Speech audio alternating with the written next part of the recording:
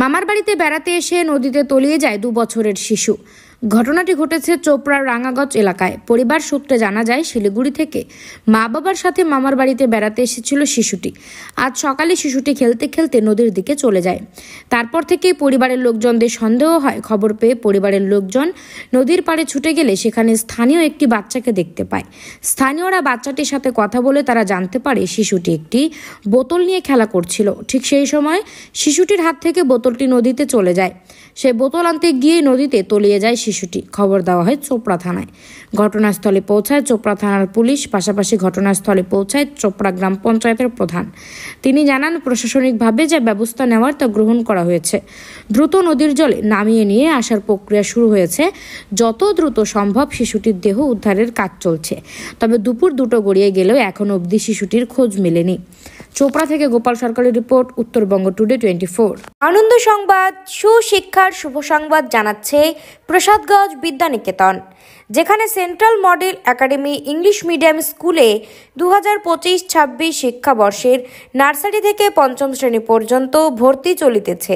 শুধু তাই নয়, দুস্থ ও মেধাবী ছাত্রছাত্রীর জন্য পড়াশোনা সম্পূর্ণ বিনামূল্যে। আমাদের ঠিকানা সুফলগঞ্জ মোলানি পোস্ট অফিসের পাশে। যোগাযোগ নম্বর 7001398712, এছাড়াও 9933673346। কি হয়েছে এখানে?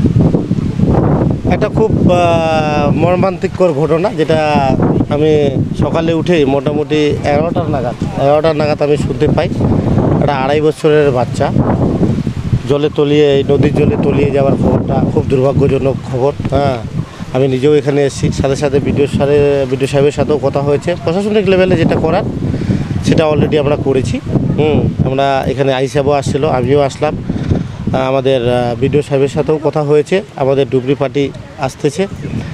যাই হোক, যেভাবে হোক বাচ্চাটাকে উদ্ধার করাই হচ্ছে আমাদের প্রধান লক্ষ্য। যেভাবে হোক, খুব একটা ছোট বাচ্চা। এমনি কি এই চোপড়া ডকের কি জল কমানোর কোনো কিছু জানানো হয়েছে? না, জলের আমার সম্বোধনা আই সাহেব নাকি বললো আমাদের উপপ্রধানের প্রতিনিধিকে যে জল কমানোর কথা বলেছে। আমিও এখনই আইডিও সাহেবের আইডিওর সাথে কথা বলবো। জল কমানোর ব্যাপারটা নিয়ে বিডিওর সাথে যদিও আলোচনা হয়েছে, দেখছি ব্যাপারটা, বিডিও সাহেব দেখছে।